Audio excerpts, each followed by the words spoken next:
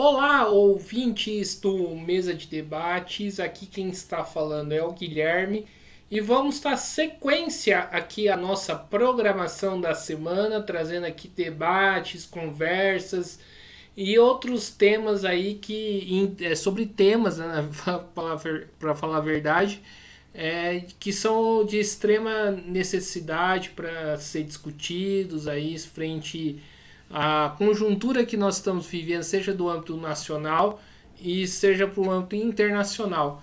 E falar de conjuntura nacional, a gente, né, obviamente precisa falar de uma questão que toca bastante o país, que é a questão do racismo, né?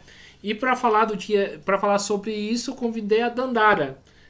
Não peço aí, por favor, que não se estranhe, né? Porque aqui tá no meu nome, mas aqui ela não é o Guilherme, ela é a Dandara a gente vai conversar um pouco sobre essa questão do racismo, né? Como combater, né? E como que ela enxerga essa problemática no país. Então, estou falando demais, peço aí que a Dandara se apresente. Olá, boa tarde a todos e todas e todes aqui presentes. Sou Dandara Vieira, cientista social, professora de sociologia e militante feminista dos movimentos negros e do movimento negro como de uma forma geral, mas já fui secretária nacional de juventude do Movimento Negro Unificado na minha época de juventude. Eu fui secretária nacional de juventude do MNU em 2007. Mas hoje, lógico que é um dia muito emblemático para todos nós que entendem a temática do combate ao racismo como uma pauta estruturante, uma vez que hoje é o Dia Nacional do Culto Religioso, sancionado pelo nosso presidente Luiz Inácio Lula da Silva, que muito entende, ou pelo menos se propõe a pensar junto com a gente, essa questão do respeito a esse culto religioso que nós, pessoas negras, sofremos diariamente, principalmente quem tem aí, como eu, que faz parte da religião de matrizes africanas. Então, o preconceito, ele vai muito além não da aparência, muito além da cor. A gente tem um preconceito de cor, de gênero, da questão das construções sociais, dos seus critérios de organização, de lugar social que todos nós ocupamos, e hoje, especificamente, estamos debatendo o preconceito religioso, que a gente sabe que nos atinge diretamente, uma vez que é nos podado, ou pelo menos existe a tentativa de cessar a nossa liberdade de exercer a nossa fé. Então, acho que é importante debater esse tema, que vai para além das nossas estruturas, porque a fé ela está em todos os âmbitos, municipais, estaduais, nacional e internacional. Então, vale ressaltar que essa questão do ponto de vista do combate ao racismo, do âmbito religioso, ou principalmente hoje, é de suma importância eu vou colocar em pauta. Maravilha, então vamos aí conversar sobre isso um pouco, né? Iniciar nossa entrevista. É, Nesse último período, nesses últimos 4 anos, a gente viu a religião de matriz africana ser bastante atacada, né? Principalmente por setores evangélicos e principalmente, né, não sei se é uma novidade, por traficantes que se consideravam evangélicos e se davam direito aí de atacar aí o centro de umbandas e tudo mais. Eu queria te perguntar o seguinte: a serviço de quem está esse preconceito religioso contra as religiões de matriz africana? Na verdade, eu não sei se é a serviço de quem, mas eu acho que é no sentido de manter a estrutura patriarcal e preconceituosa que nós, principalmente brasileiros, sofremos desde a colonização do nosso país. Na medida que os negros eles chegam aqui já na condição de submissos, subalternos, e na tentativa de manter essa hierarquia, se tenta colocar para baixo do tapete o que nos une enquanto fé, que nesse caso é a religião de matriz, as religiões de matriz africana, porque na verdade a gente só tem uma matriz, que é a África, e aí a partir dela nós temos a diversidade religiosa que muito nos contempla. Então, nesse sentido, eu acho que é importante ressaltar que quando as pessoas chegam no terreiro de candomblé, elas veem os atabaques, elas nos veem as mulheres vestidas com aquelas roupas rodadas, com torso na cabeça, mas isso a gente não está usando apenas para como indumentária. A gente usa cada instrumento daquele, cada objeto que a gente usa tem um real significado. Então, na verdade, o torso que usamos é para lembrar a coroa e principalmente para proteger o nosso ori, que no geral se chama moleira. Então, a gente tem isso aqui como nosso sagrado. E aquele torso, ele vai cobrir, ele vai proteger o nosso sagrado. Além disso, para nós mulheres que estamos no terreiro, principalmente para quem tem criança pequena, às vezes a criança está correndo, está precisando ficar com a mãe, está querendo comer, e a gente está muito atarefada, porque no terreiro é muita coisa ao mesmo tempo. Então a gente tira o torso, ou seja, aquele pano que cobre o nosso sagrado, e acolhe as nossas crianças. A gente coloca ela em volta do tecido, amarra e continua os nossos afazeres com a nossa criança no nosso colo, perto do nosso coração. Então, na verdade, o torso ele tem um simbolismo muito maior do que simplesmente um tecido. Além disso, a gente tem que levar em consideração que os atabaques, os instrumentos musicais e o agogô que nós temos dentro dos terreiros de candomblé não são apenas instrumentos musicais, são entidades religiosas, porque eles é que dão a voz da nossa fé para trazer os nossos orixás. Porque, na verdade, quando a gente está saudando os nossos orixás, muita gente acha que a gente está fazendo festa, que a gente está simplesmente cantando e dançando. Na verdade, nós estamos rezando. A nossa reza é na cantiga. A gente canta para os nossos orixás, que é a nossa forma de conversar e de pedir proteção, prosperidade, alegria, fartura para nós e para todos aqueles que nos rodeiam. Então, na verdade, é de suma importância que as pessoas procurem se informar o que é o candomblé, o que são as religiões de matrizes africanas, para que a partir desse olhar diferenciado possa, assim, então, construir o seu próprio conceito sobre aquela manifestação religiosa. Uma vez que a gente sabe que dentro do axé, a gente faz as nossas oferendas para os nossos orixás e as pessoas acham que a gente está fazendo apenas sacrifícios, que não são. Na verdade, nós estamos dividindo o que nos nutre. Quando a gente pega uma galinha, quando a gente pega um bode, pega um boi para matar, a gente vai fazer a oferenda para o nosso orixá, a gente vai dar a ele as partes que cabe a ele, ou seja, o que ele vai consumir, e o restante a gente vai cozinhar e dividir entre todos os nossos pares. Ou seja, quem está no axé vai comer aquele alimento, vai se alimentar do que alimenta a nossa fé, o nosso ori, o nosso orixá. Então é importante ter isso em mente, principalmente no dia de hoje, dia 21 de março, que representa o Dia Nacional da Liberdade do Culto Religioso e que muito nos toca, uma vez que a gente precisa valorizar e garantir esse espaço que para a gente é tão sagrado. Sim, cara, ainda nessa questão, aí é mais título de curiosidade minha, ou talvez, não sei se pode-se falar assim, ignorância. Você falou de várias religiões de matrizes africana. Eu queria que você explicasse um pouco sobre isso, né? Porque, né, acho que por falta de conhecimento mesmo, né, acho que a gente sabe pouco, né, sobre essas religiões.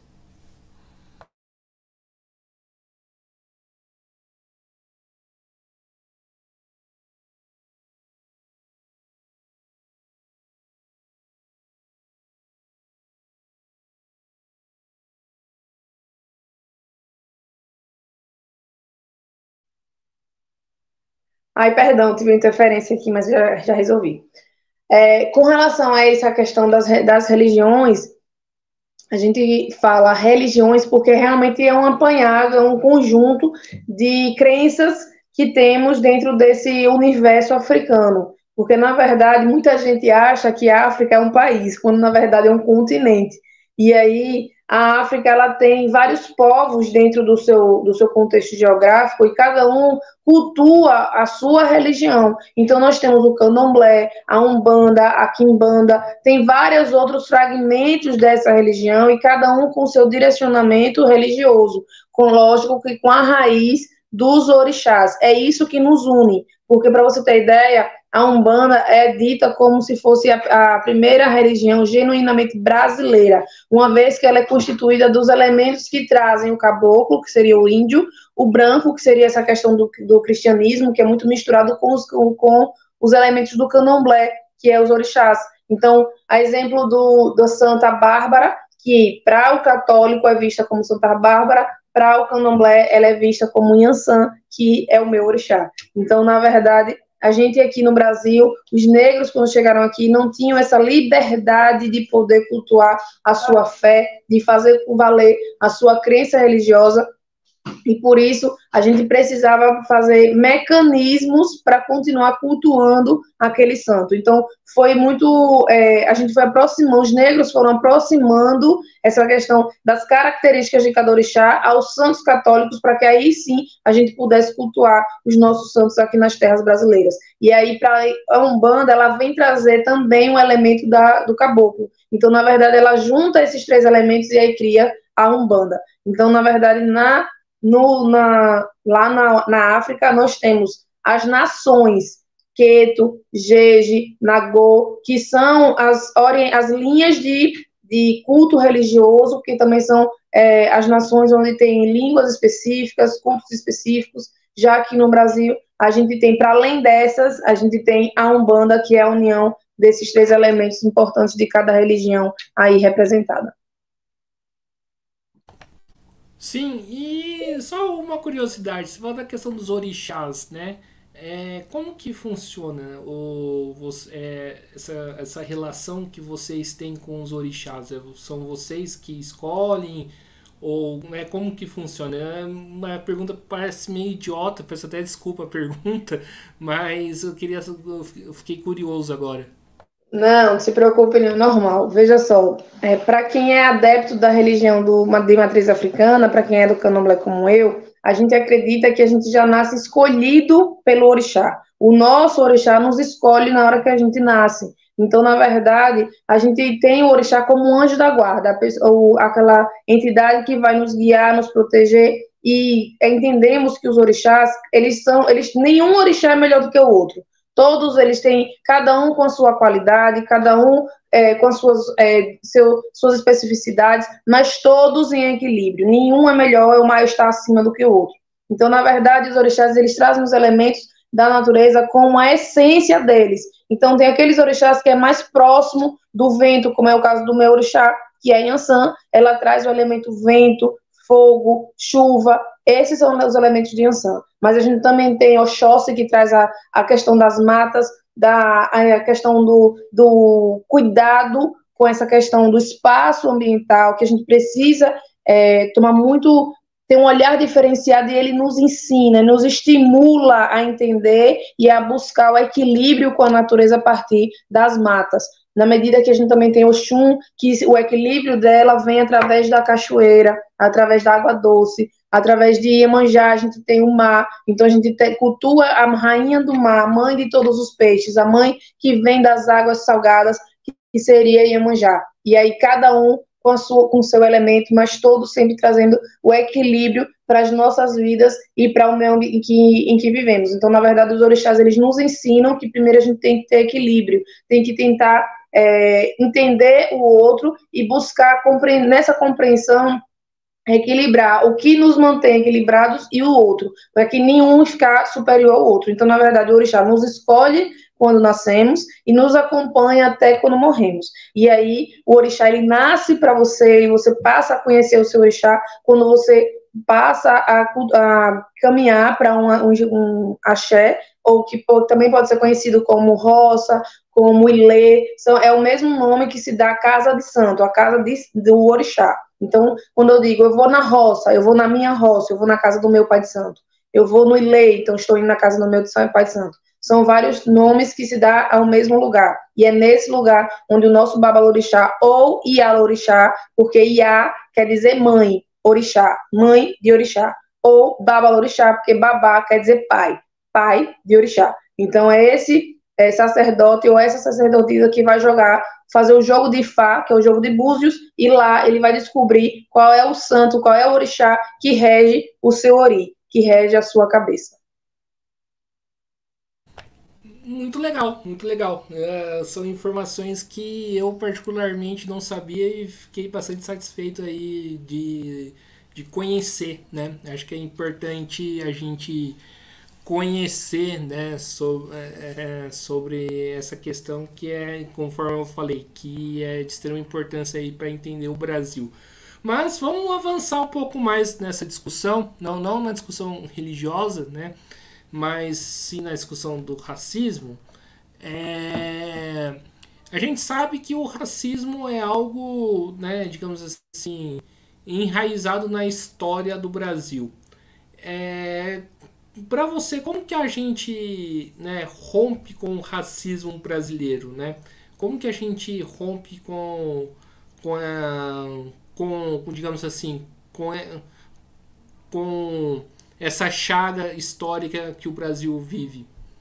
Com boa vontade, porque conhecimento e consciência todo mundo tem. Todo mundo sabe que não, que você precisa respeitar o outro, todo mundo sabe que a gente precisa respeitar o espaço alheio, e mesmo assim as pessoas teimam em continuar tentando segregar as pessoas da pele negra, as pessoas que teoricamente seriam inferiores, quando na verdade nós somos submetidos a essa condição. Na medida que o Brasil, quando ele foi colonizado, ele veio, os negros vieram para o Brasil trazidos de forma forçada, como todo mundo sabe, e chegando aqui foram escravizados. E na medida que recebemos a nossa tão sonhada liberdade, foi dada aos negros o direito de ir embora da casa dos seus senhores, mas não nos deram educação, não nos deram emprego, não nos deram roupa, não nos deram alimento. Então, na verdade, nos colocaram na condição de marginais. E aí, nessa condição de marginais, a população negra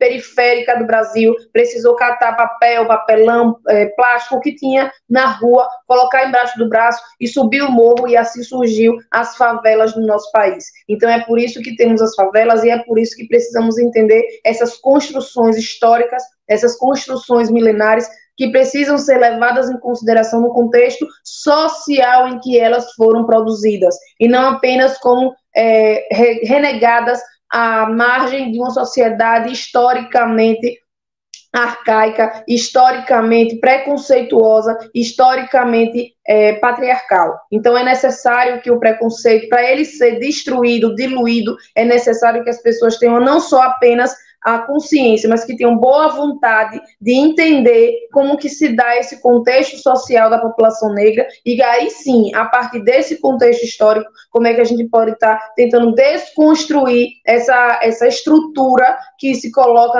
até hoje nos nossos dias, e que nos coloca numa condição de, entre aspas, inferioridade. Na medida que a gente tem o preconceito estrutural na nossa sociedade, que leva o preconceito à mulher negra. A mulher negra que é vista apenas como um símbolo sexual, onde o corpo dessa mulher é valorizado ao extremo, e não apenas o corpo, porque a gente é colocada à margem, não só por ser vista como um pedaço de carne, como ser vista como um corpo sexualizado, mas também como um intelecto inferior, que não é verdade. Então, é importante levar em consideração que, além da mulher, na condição de mulher, que existe preconceito direcionado para as mulheres, por ser vista como inferiores, existe preconceito direcionado às mulheres negras, porque as mulheres negras são vistas como símbolo, apenas símbolo sexual, aquela que não é para casar. Então, é necessário a gente começar a entender e desconstruir esse preconceito, esses conceitos enraizados na nossa sociedade.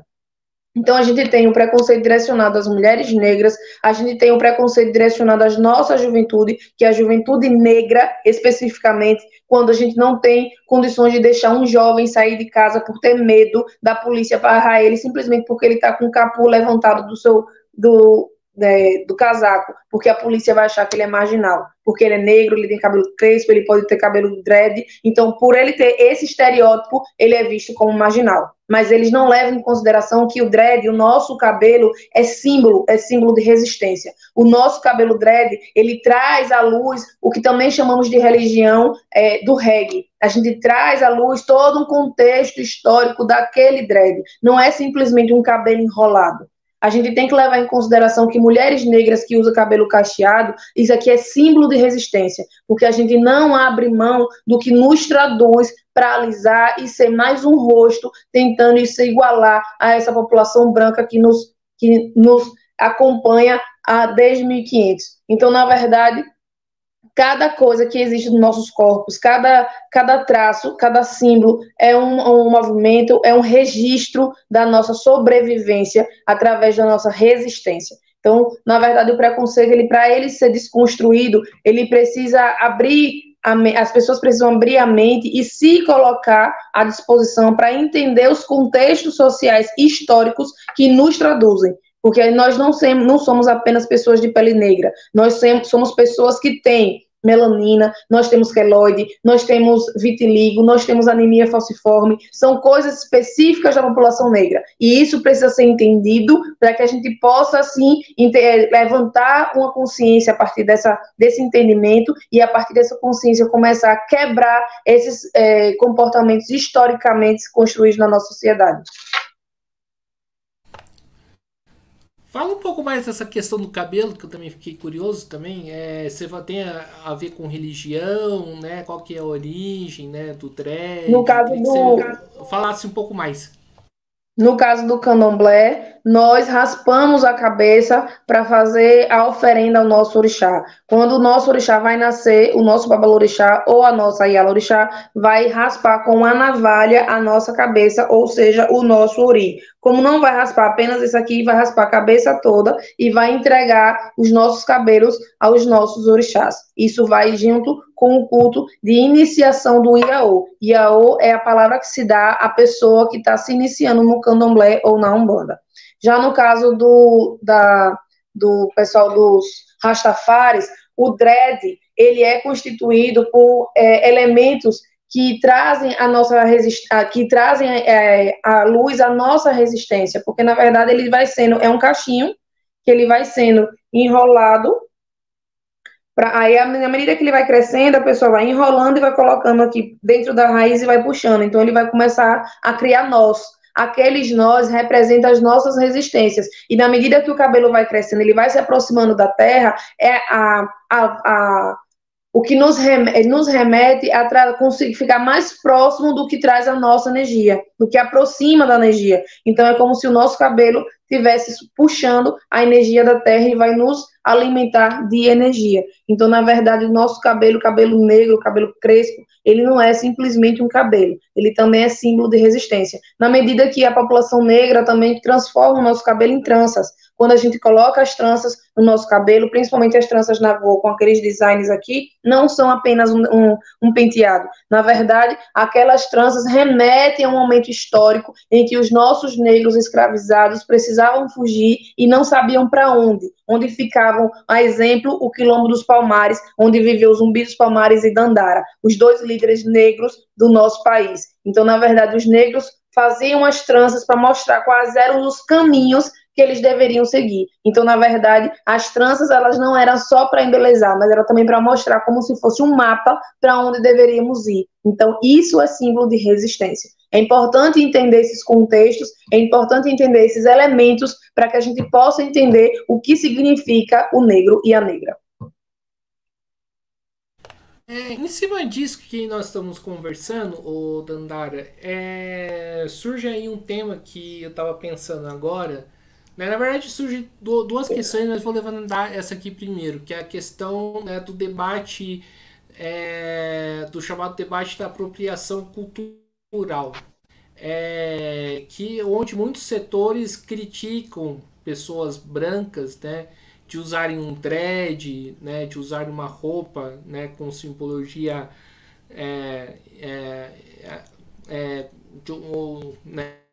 roupa com simbologia africana e tal. Perguntar o que você acha desse debate, né? Você acha que, tipo, tá ok as pessoas brancas, né, usarem, né, cabelo ou, né, roupa ou qualquer coisa que remete aos negros, à religião africana, de matriz africana, ou você acha que é problemático, né? Eu acho que depende. Eu não sou do tipo que muito radical, mas eu acho que precisa sim ter um cuidado com essas questões, porque na verdade o dread, como eu já expliquei, não é apenas um penteado. As tranças não é apenas um penteado. Então, na verdade, se as pessoas de pele clara ou as pessoas brancas querem usar esse tipo de instrumento simbólico para a população negra, eu acho que ela pode até usar, mas ela tem que usar com consciência, sabendo por que está usando, e não por modismo. Porque se for para colocar, para tirar foto e dizer, olha, eu gostei porque eu acho bonitinho, então não use. Porque ali não é apenas um penteado. Ali, sim, é um símbolo de resistência. Então, se você entende o que é esse símbolo, se você concorda, se você quer enaltecer esse símbolo, ok. Mas se você está usando por modismo, para dizer que você está na moda, para dizer que você é descolado e legal, não coloque, porque ali não é simplesmente um penteado. Da mesma forma, dos tecidos. Os tecidos africanos, eles são repletos de simbolismos. Cada símbolo daquele, cada pedacinho daqueles desenhos é uma forma de comunicação. É chamada de sankofa, que é uma linguagem da nossa população negra que trouxeram os nossos negros intelectuais que vieram para o Brasil, escravizados pela população branca, que trouxeram muita tecnologia e muita gente não sabe disso. Vieram muitos engenheiros, vieram muitos matemáticos, pessoas negras que lá nos seus países, ou seja, na África, no continente africano, tinha sua importância que aqui foi desvalorizado. E, na verdade, a população branca, não só do Brasil, como da Europa também, se apropriou do nosso conhecimento e passa isso como se fosse uma verdade absoluta da população branca, que não é. Para você ter um exemplo, aqueles portões de ferro que a gente encontra nas casas antigas, que tem aqueles símbolos de coração, de bolinha. Então, aqueles símbolos ali, cada símbolo daquele, foi a população negra que trouxe essa ferramenta, que trouxe essa tecnologia para os dias daqui, vividos no Brasil, e que sobrevivem até hoje, mas cada símbolo daquele tem um significado. A exemplo do coração, se você pega aqueles portões que tem uns coraçõezinhos e na volta tem umas bolinhas, tipo um espiral, aquilo ali significa que a gente quer voltar para a nossa casa que é a África. Então, na verdade, aquele símbolo, junto com um passarinho que está com o rosto voltado para o fundo, com uma semente na boca, juntos formam um símbolo que a gente quer voltar para a nossa casa. Então, na verdade, esses símbolos africanos, eles não são aleatórios. Eles são símbolos que nos representam, que é a nossa forma de se comunicar com o mundo e é o nosso registro histórico, porque não foi ontem que isso foi construído, ele já veio de muito tempo. É por isso que falamos que os nossos passos vêm de longe, porque os nossos passos vêm de África. É interessante, porque na casa da minha avó tem um portão assim também. É, o Tandara, sobre essa questão, principalmente do candomblé, eu me lembrei, inclusive eu gostaria que você falasse sobre o caso, né, do pai, né, que queria tirar a guarda da menina porque a mãe tinha raspado a cabeça durante uma sessão de candomblé, né, uma sessão de axé, me corrija se eu falei o termo errado. Eu queria que você comentasse um pouco, né, sobre esse caso, porque, né, você explicando torna bastante absurda a ação do pai, né? Eu queria que você falasse um pouco sobre isso. Nesse caso, eu acho que é muito delicado a gente julgar o pai. Apesar de eu ser adepta da religião de matriz africana, eu sou filha de santo, eu acho que é muito delicado a gente julgar o pai, porque nem todo mundo é da mesma religião. Então, é importante ter em mente que a criança, quando ela é de menor, ela não tem domínio sobre o próprio corpo. Então, a gente precisa esperar ela tomar a iniciativa de escolher a própria religião. Então, da forma como se está colocado aqui, que a mãe simplesmente ela para um xirê, ou seja, uma articulação, uma festa, vamos colocar aqui, é uma cerimônia religiosa do candomblé, para poder raspar, ou seja, iniciar a filha como filha de santo, ela não tem esse direito porque ela precisa ter autorização do pai, ou seja, ela não fez a filha sozinha. É importante que os dois estejam entendendo que a filha vai poder adentrar nessa religião, que, ao meu ver, não é uma boa opção. Ao meu ver, eu acho mais importante esperar a criança crescer e escolher para onde ela quer ir. Então, na verdade, eu acho que não é muito sadio a mãe deixar que raspe o ori, a cabeça da criança, porque na verdade ela está dando à criança, ela está oferecendo à criança para o orixá. Então quem tem que oferecer o ori, a cabeça para o orixá, é o dono da cabeça, ou seja, a criança com maturidade suficiente para dizer, eu quero servir aquela entidade religiosa. Orixá, a gente não está falando de um santo que você apenas acende uma vela. Na verdade, estamos falando de cultuar um santo, ou seja, você vai cuidar, como diz o Pequeno Príncipe, você é responsável pelaquilo que cativas. Então, a gente cativa o nosso orixá, a gente cativa o nosso anjo da guarda. Então, é importante que aquela criança tenha consciência do que está acontecendo e da onde ela está entrando. Porque na medida que você escolhe, que você se propõe a ser filho de santo, que você se propõe a entrar na religião de matriz africana, e ser um filho de santo e colocar à disposição do orixá, você está dizendo a ele que você vai cuidar dele todos os dias da sua vida até o último dia. Por quê? Porque a gente todos os dias no nosso santo, ou seja, um dia por semana, nós temos uma obrigação de ir lá nos pés do nosso santo, que a gente vai lá e vai encher a quartinha, ou seja, colocar água na nossa quartinha, não apenas para colocar, é porque a água, ela representa a vida. Então, a nossa quartinha, ela é de barro e a gente coloca água, a gente coloca vida na quartinha. Na medida que o tempo passa, ou seja, os 7 dias da semana passa, a água vai baixando, porque o barro ele vai sugando. Na medida que ele vai sugando aquela água, ele está absorvendo a vida que foi colocada ali. E aí, na próxima semana, quando você vier colocar novamente a água, você está reciclando, você está ressignificando o seu contato com o seu orixá. Então, você está renovando a sua ligação com o seu anjo da guarda. Então, toda semana você vai lá e coloca mais água, mais vida naquele pote. Então, na verdade, você está colocando água na quartinha, acendendo a vela, que é a luz, que é o contato direto que você tem com o seu anjo da guarda. Então, na verdade, isso quem faz é o filho de santo. Então, como uma criança que não tem consciência do que é uma entidade religiosa, do que é um orixá, que é uma divindade, vai cuidar daquele santo. Então, por isso, os pais, ou seja, os dois, o pai e a mãe, precisam estar cientes do que estão fazendo e precisam estar em acordo para que possam permitir que o seu filho ou sua filha possa entrar na religião de matriz africana, e aí sim, eles vão cultuar o orixá da criança até que ela tenha maturidade suficiente de fazer isso sozinho ou sozinha. Então é importante, na minha opinião, que se os dois não estão em consenso para que a criança seja iniciada, que espere a maturidade dessa criança para que ela possa escolher por si só se quer ou não permanecer na religião de matriz africana.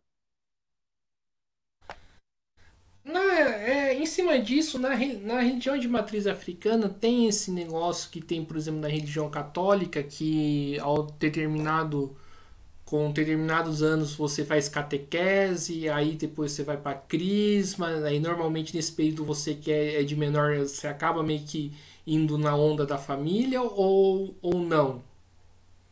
Na verdade, os terreiros de candomblé, nós temos um tempo, que é o tempo, a gente tem os abiãs, que são chamadas, as pessoas que não são iniciadas no candomblé, são as pessoas que buscam informações, que procuram saber, que andam na casa, que vão nos xirês para assistir as cerimônias religiosas, mas que elas não são filhos e filhas de santo, então são chamadas de abiãs. E aí a gente tem também, logo que a pessoa se inicia, se permite ser filha de santo, vai raspar a cabeça, vai cultuar o orixá, ela passa a ser Iaô. Iaô, ela passa 7 anos, a partir do momento que ela raspa a cabeça, ela passa 7 anos sendo Iaô, ou seja, indo na casa do santo, cultuando todos os orixás, aprendendo com os filhos de santo, porque cada filho de santo tem um orixá. Cada um vai cultuar o seu, cada um vai fazer o seu xirê, cada um vai fazer a sua festa. Então, na medida que você vai ajudar o seu irmão de santo a promover a festa, ou seja, o xirê do orixá dele, você vai aprender a reza, a dança, a comida, a roupa, a cor. Então, você aprende com a vivência. É por isso que a nossa religião é uma religião tradicional que passa pela oralidade. A gente não escreve, a gente não decora o que acontece. A gente escuta e convive. E na repetição é que a gente decora. Então, na verdade, você passa os primeiros 7 anos ali acompanhando todos os xirês da casa, porque você vai começar a aprender através da sua vivência, da sua prática.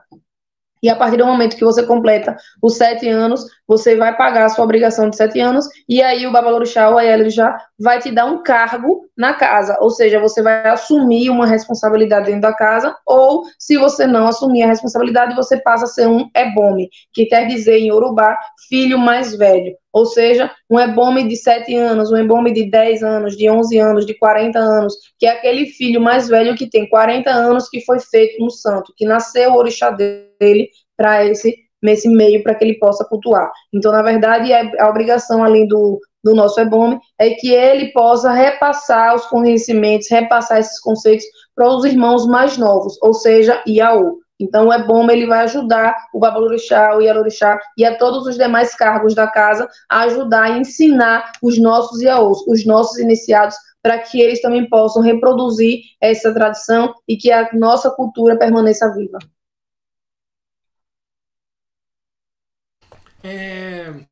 Sim, agora vamos ir para uma questão mais política agora, né? A gente conversou bastante sobre religião. Como que você enxergou aí esses últimos 4 anos para ir para a população negra e o que esperar do governo Lula?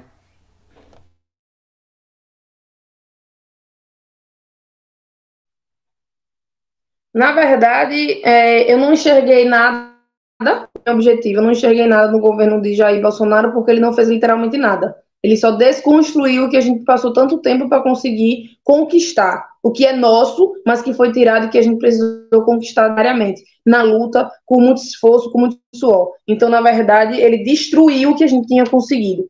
E agora, na perspectiva do novo governo Lula, do terceiro mandato do governo Lula, eu acho que é de suma importância a gente ressaltar que é um resgate do que foi construído desde o primeiro governo, em 2002, passando pelo governo Dilma, e aí começando a destruição com o governo Michel Temer, e aí sendo realmente colocada a pá de cal com o governo Bolsonaro. Na verdade, a gente precisa entender que o governo Lula, no ano 2002, ele sancionou a lei de 21 de janeiro, que tem como base a questão da garantia dos nossos direitos de cultuar, de fazer o culto religioso.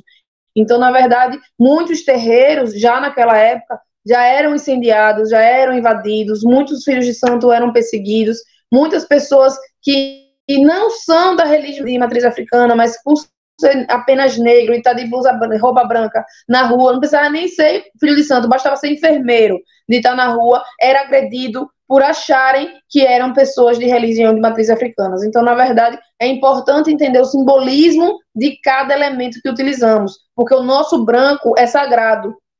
Nós usamos branco quando nascemos, usamos branco quando morremos, usamos branco nos nossos aniversários, usamos branco em todas as nossas fases da vida, porque o branco para a gente é sagrado, que remete à luz, e é o branco de Oxalá, que é o orixá, que remete a promessa de ser o que equilibra os orixás através da bondade, através da maturidade, através do companheirismo. Então, é importante que esses elementos sejam resgatados. E quando o atual governo Inácio Lula da Silva cria um Ministério de Igualdade Racial e refortalece o Ministério dos Direitos Humanos com um ministro negro, a gente entende que o negro tem espaço. Porque a gente não tem só espaço nos direitos humanos, a gente não tem só espaço no combate ao racismo. A gente também tem espaço na cultura com nossa ministra Margarete Menezes, que é uma mulher negra, empoderada, que sabe o que quer e que sabe valorizar as raízes e a sua história. Ela sabe a importância do candomblé, ela sabe a importância do povo negro,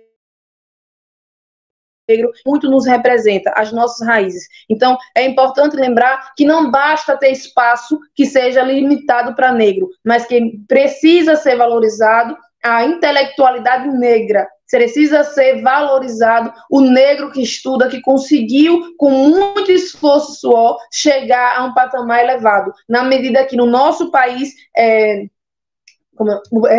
agora fiquei tão empolgada que acabei me gaguejando aqui. Mas é importante que aqui no nosso país não existe meritocracia, porque no nosso país a gente sabe que a população negra sofre diariamente.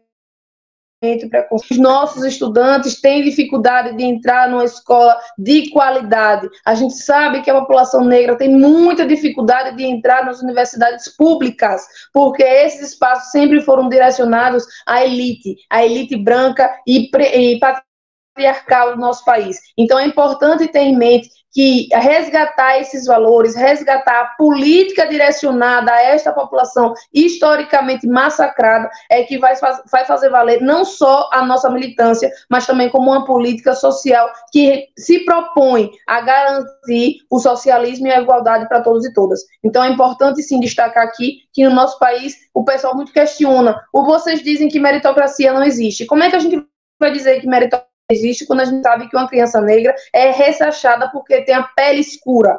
Como é que a gente vai dizer que meritocracia existe quando a gente sabe que as crianças negras são renegadas a lugares onde elas não têm acesso à educação, onde elas não têm acesso a uma escola onde os professores se dediquem, onde os professores se coloquem à disposição para ensinar e entender as dificuldades que aquela criança passa dentro de casa? Porque socialmente ela precisa entender que a criança, qual é o contexto social, qual é o que o pai vive, onde é a vida e a estrutura social daquela criança, para quando ela chegar na escola, ela ter um acolhimento adequado e, a partir desse acolhimento, poder sim ser colocado adiante o conhecimento, o que muito não se acontece, que a gente sabe que a partir de agora, com o nosso ministro Camilo, vai acontecer. Então, é importante ter em mente que a economia, junto com o nosso ministro Haddad, em parceria com o nosso ministro Camilo, vai direcionar essa política de educação voltada para a economia, à medida que o ministro Wellington Dias também traz essa política do Bolsa Família, que deve ser pautada nas mães, que as mães sabem a importância de manter as crianças na escola, elas sabem a importância da educação e elas sabem que lá na frente, no futuro, aquela educação vai trazer bons frutos para a nossa sociedade. Então, eu acho que é importante pensar a política não apenas como uma política para negros, mas para uma política social, para que a gente possa ter juízes negros, que a gente possa ter médicos negros, para que a gente possa ter engenheiros negros, mas que a gente também tenha professores negros, mais do que a gente já tem, porque não existe nenhuma outra profissão sem a nossa profissão de educar. Então é importante valorizar os professores, é importante valorizar a educação, é importante valorizar também o conhecimento popular, a educação popular também valorizada e garantida por Paulo Freire, e que é importante a gente trazer à luz todos esses ensinamentos, toda essa cultura e esse aprofundamento dos nossos intelectuais brasileiros, que fazem valer, sim, a nossa militância e fortalecem as nossas bandeiras de luta. Certo, você falou da criançada, né? Muito se discute aí, né, que surgiram aí vários personagens negros ou algumas readaptações, né, de personagens, né, colocando como negros agora, tem, né, isso causou uma certa discussão, né, uma certa revolta que é ridículo, né, isso na minha opinião, porque tem gente marmanjo da minha idade se revoltando, né, por conta da Pequena Sereia. Como que você vê essa discussão, né, desses personagens, né, dessa identificação de criança com personagens negros e negras? Na verdade, eu concordo com essa discussão. Eu não acho que seja relevante e a gente está estimulando as nossas crianças, está buscando um lugar no universo branco. Porque, historicamente, essas personagens foram constituídas para resgatar e para registrar, reafirmar a identidade branca. Pelo exemplo que você pegou aí, que foi de Ariel, a Pequena Sereia, ela é de uma criança, né? Na verdade, é uma criança sereia, que na verdade ela é branca, tem os olhos verdes e o cabelo ruivo. Quando foi que você viu um negro com olho verde e de cabelo ruivo? Só se for o Sarará, que é o que chama de genuinamente negro. que, na verdade, não está representado pela Pequena Sereia. Então, na verdade, a gente não precisa estar se adequando a um espaço que não é nosso. O espaço não foi construído para nós. Esse desenho ele não foi pensado para a população negra. No caso da Branca de Neve, o nome já diz branca. Branca igual a neve. Então, não tem como você pegar uma criança negra e colocar e dizer, você agora é Branca de Neve. Vai chamar do quê? De negra igual sei lá, a piche? Não. Então, na verdade, a gente tem que valorizar o que é nosso. O que foi construído para nós. Então, quem são os nossos heróis? Aí sim, a Disney passa a pensar em alguns personagens. Só que eu acho que esses personagens eles precisam ser melhor desenhados. Porque quando a Disney, em um primeiro momento, ela se propõe a pensar o desenho direcionado para crianças negras, a primeira coisa que ela coloca é a Princesa Sapo.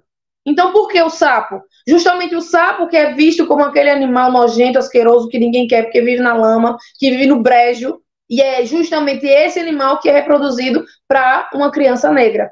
Então, onde é que está o nosso universo? Quais são os nossos heróis? Então, na minha concepção, a primeira realmente versão da Disney que remete a um heroísmo negro é o Wakanda.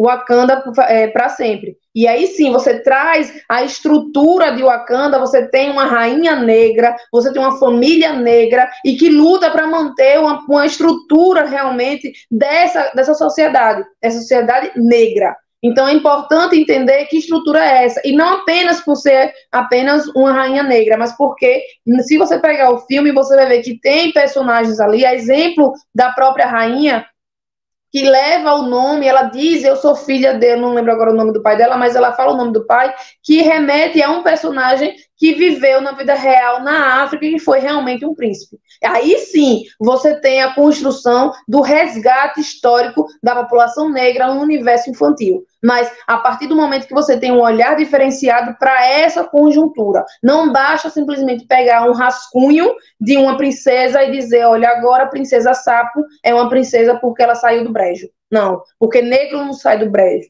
Negro também é príncipe, negro é rei, negro é princesa. A gente tem histórias de realeza na África. E que essas histórias precisam ser contadas. E aqui no Brasil a gente também tem. A gente precisa contar a história de Zumbi dos Palmares. A gente precisa contar a história de Dandara, de Lélia Gonzalez, João Mulungum. Esses são os nossos heróis. São esses que precisam ser enaltecidos. Nós precisamos apresentar a Teresa de Benguela, que é uma princesa negra brasileira que fez valer o seu reinado aqui no Brasil. Então é importante reconhecer as histórias dos nossos ancestrais. Quem são essas pessoas?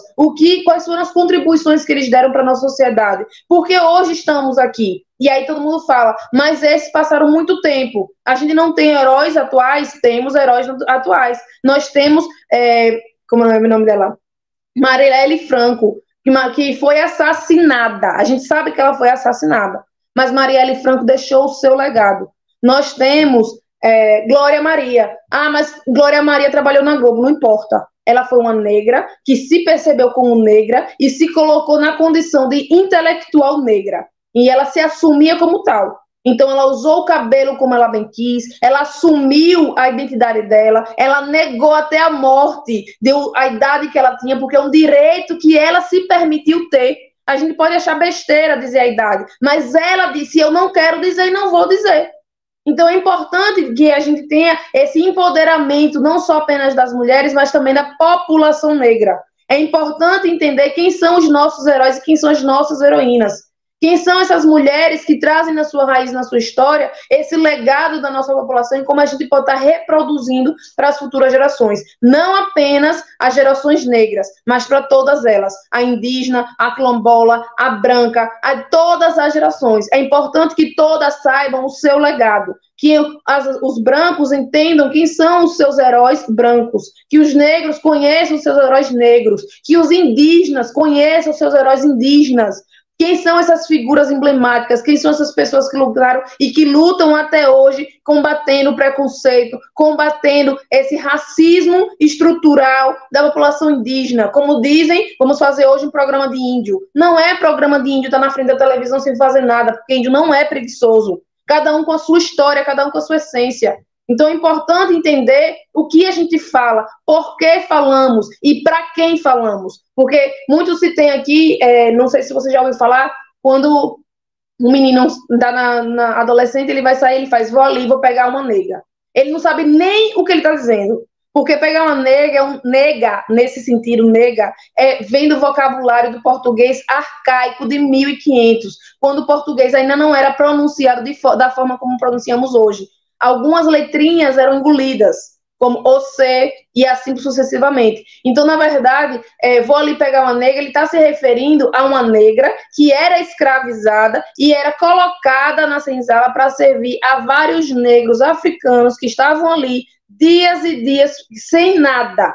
E bem, aquela negra, ela colocada à disposição aquele monte de homem. Então, imagine, você botar uma negra para se dispor para 20 homens, 30 homens negros que estavam ali sedentos. E aquela mulher várias vezes estuprada. E é esse estupro, aquela mulher, ela dita, vá lá e pegue uma negra e coloque lá. Então, era aquela negra que era colocada. Por isso que as mulheres negras hoje é muito rechaçada e muitas vezes ela é vista como não para casar, porque ela servia aqueles negros. Aqueles negros, eles não tinham culpa no que eles estavam fazendo, porque eles eram condicionados a esse comportamento. Então, na verdade, eles não estavam fazendo aquele comportamento de propósito, para magoar, para machucar, para se colocar como superior, mas porque eles eram condicionados a essa violência. E aquela mulher que sofria aquela violência, muitas vezes ficava grávida, não sabia quem era o pai e pedia para que as outras negras da senzala pisassem em cima da barriga para ela poder abortar. Porque ela não suportava olhar para o rosto de uma criança de que foi resultado de um estupro múltiplo. Então é importante colocar esses conceitos nos nossos livros de história, porque o povo branco tirou. O povo branco tentou omitir, apagando esse resgate histórico da nossa população. É importante colocar nos livros de história que a população negra, que a população branca que veio aqui colonizar o nosso país, que saía para pegar a Índia a boca de cachorro.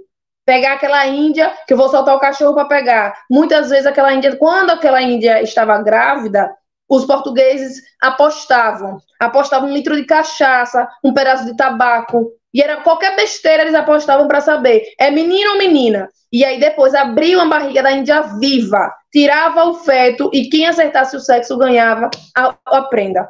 Então, na verdade, essa história foi cortada dos nossos livros e as nossas crianças precisam saber. Mas não apenas as crianças indígenas e não apenas as crianças negras, mas todas as crianças, porque essa história é uma história nossa, é uma história do Brasil. E é importante que os nossos brasileiros conheçam a própria história para defender o nosso país de forma equânime e que não permita que violências como essas sejam reproduzidas. Para que a gente não veja adolescentes que são atraídas com propostas de emprego para ganhar 5 mil reais no garimpo e quando chegam lá são submetidas a homens de 15 a 16 programas por dia.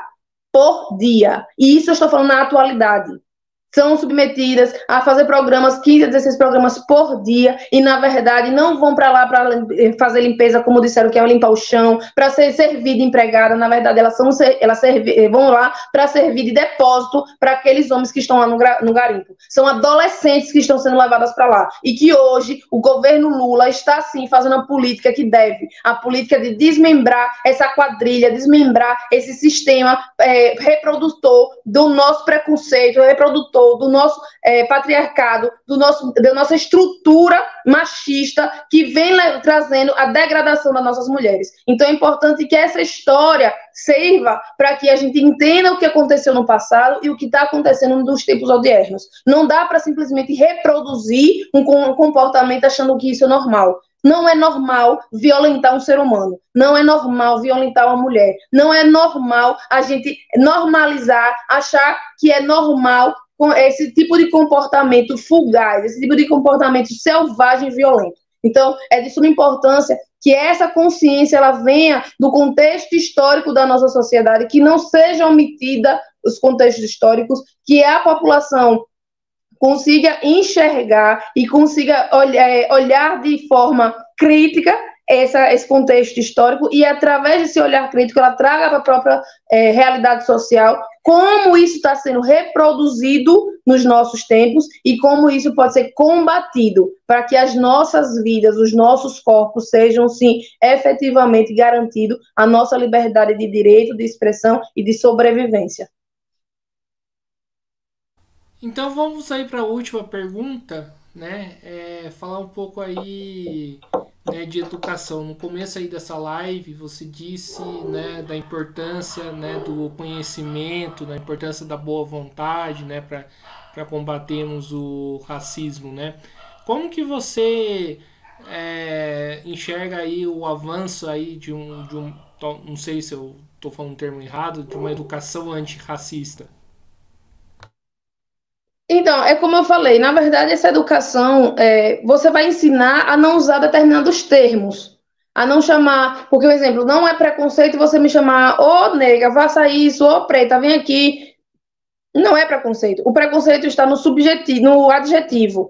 Preta, safada, aquele preto que rouba, aquele macaco, isso é que é onde está enraizado. Mas não adianta você dizer, não use essa palavra, não fale dessa forma, se você não diz onde é que está a essência desse pensamento. Então, na verdade, a educação ela precisa ser voltada para a história do nosso país. Por que esse comportamento é reproduzido nas nossas terras? Por que esse comportamento ainda sobrevive no nosso contexto social? É importante que as pessoas comecem a entender onde veio, de onde surgiu o termo vou ali pegar uma nega. É importante as pessoas entenderem de onde surgiu a ideia de comunidade que são chamadas, que são as famosas favelas. Como foi que surgiu as primeiras favelas? Que foi justamente como eu falei, os negros que foram libertos não tinham educação, eles foram libertados, mas aí eles trouxeram os europeus para cá e substituíram a mão de obra escravizada, pagando a esses italianos, alemães, os europeus que vieram para cá. E os escravos foram para onde? Sumiram do vácuo? Não. Eles ficaram à toa, a ver navios, andando, vagando por aí. E foram aí marginalizados. Por quê? Porque foram segregados à prostituição, a roubo, a um bom malandro, como se diz hoje. Então, é importante entender o contexto histórico do nosso país e o que traduz o comportamento dessa população até hoje. Como se deu esse comportamento, de onde surgiu, por que surgiu, e a partir daí entender esse contexto daquela época, isso se reverbera até hoje, e aí sim, como coletivamente podemos começar a pensar em mecanismos de minimizar esses comportamentos, porque a gente sabe que não vai acabar de um dia para a noite, mas que pelo menos esse esforço comece a partir da educação, de entender de onde viemos, e aí sim, pensar para onde queremos ir, aonde queremos chegar. Então, eu acho que, enquanto professora de sociologia, sou licenciada pela Universidade Federal de Sergipe para dar aula de sociologia. Acho que é importante buscar esse contexto histórico, esse contexto social, entender as estruturas, entender o contexto, a conjuntura, e, a partir daí, criar novos olhares e novas percepções do nosso comportamento. E aí, sim, poder não ensinar, mas começar a pensar junto como é que a gente pode melhorar o que já existe. Maravilha, então. Estamos aqui encerrando mais uma entrevista do Mesa de Debates. Quero agradecer imensamente a participação da Dandara. Pude aprender muitas coisas com ela. Gostei demais aí da nossa live. E passo a bola aqui para ela fazer as considerações finais. Sou muito grata pelo espaço a me cedido, pelo convite, principalmente hoje, no dia tão simbólico para mim, que sou filha de santo, que sou do terreiro de Axé. Acabei de vir de lá do meu ilê, estava com o meu babalorixá e com os meus iguais, que são os meus irmãos e irmãs de santo. E para mim hoje é um dia muito especial, por saber que podemos agora ter mais uma bandeira de luta erguida e mais uma bandeira de luta conquistada. Então, é importante dizer para vocês que esse espaço foi um espaço não só de debate, mas de construção coletiva, de construção social. É um espaço onde eu pude trazer aqui à luz de vocês todo o conceito do que é esse combate ao racismo, do que é esse conceito de religião de matriz africana e o que é esse conceito de cidadania. Então, sou muito agradecida a Guilherme pelo convite, espero que você possa reproduzir muitas lives como essa, que você continue esse trabalho belíssimo, porque isso faz não só com que nos enchamos de educação, porque conhecimento não ocupa espaço, muito pelo contrário, ele só agrega, e aí eu espero que esses espaços sejam multiplicados para que outras pessoas, assim como eu, possam estar trazendo as suas bandeiras, as suas lutas e as suas histórias. Muito obrigada, parabéns pelo trabalho, espero encontrar você e muitas outras vezes nas nossas trincheiras de luta. Igualmente, eu também espero. Então é isso aí, pessoal. Mais uma vez aqui agradecendo a Dandara, agradecendo também a você que estiver nos acompanhando. Peço aí que se inscrevam no canal Mesa de Debates de Tudo Um Pouco. Curta, compartilhe, comente esta e outras entrevistas. Também curta nossa página do Facebook, podcast Mesa de Debates de Tudo Um Pouco. Né? Siga a gente no Instagram, tudo isso ajuda, né, o canal crescer, uma mídia independente crescer e a gente fazer entrevistas como essas e outras que a gente faz aqui no canal. E quem puder, colabore aqui com o nosso Pix 385 007 02800 para a gente continuar sendo essa mídia independente, né? Nós não recebemos dinheiro do Estado e nem do capital privado e nem queremos isso, né? E para a gente continuar fazendo esse trabalho, colabore aí com a gente financeiramente também. E para quem, né, puder, né, colaborar de forma mais permanente e também ficar próximo a gente, contribua aí no Padrim, www.padrim.com.br/podcast Mesa de Debates.